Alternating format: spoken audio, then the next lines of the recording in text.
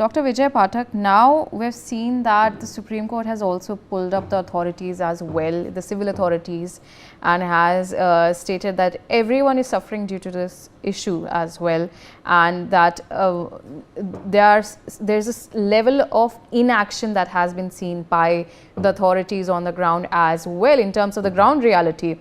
What do you think in terms of the vaccinations and the sterilization? Would this mean for stray dogs and the owners as well? It's a very simple thing. We have the systems in place to do this. One thing, again, I'll be repeating it probably for the umpteenth time.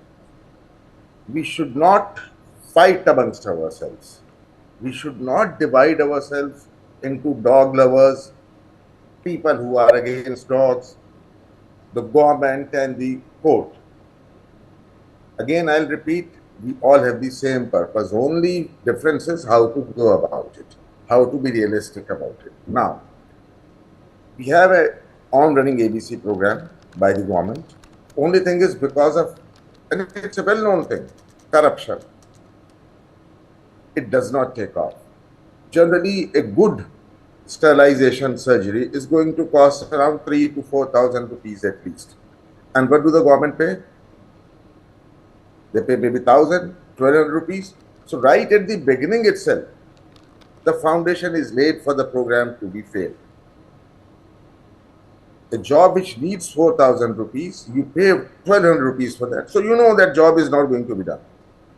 Basic issue lies over there. That is one part of it.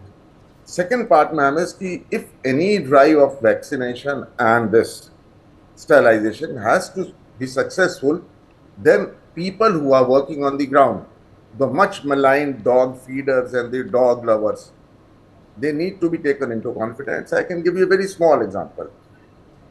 This small colony, there are a couple of people over there who are feeding the dogs in that colony, and that colony has 10 dogs.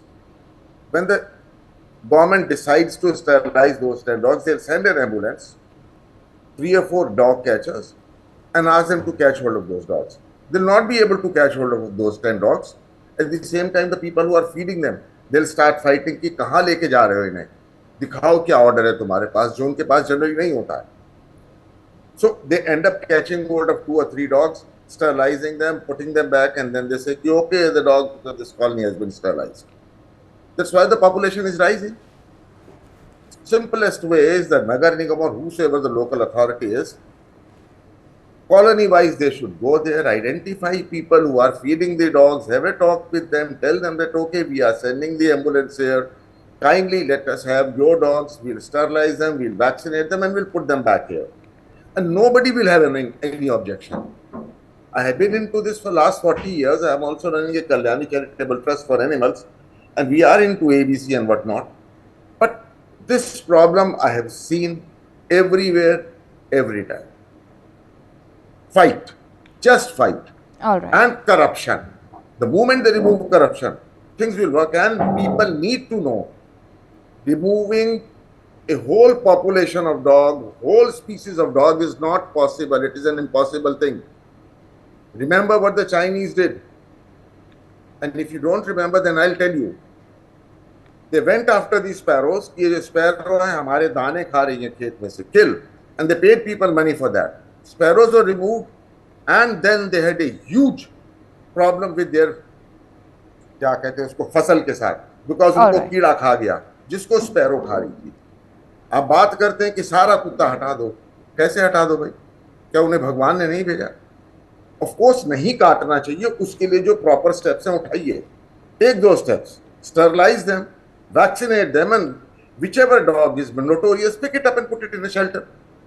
Nobody is stopping you from doing that. But it's like saying कि भाई ये 15-17 साल के लड़के हैं, ये लड़कियों को छेड़ते, सब 15-17 साल के लड़कों को बंद कर दो जेल में.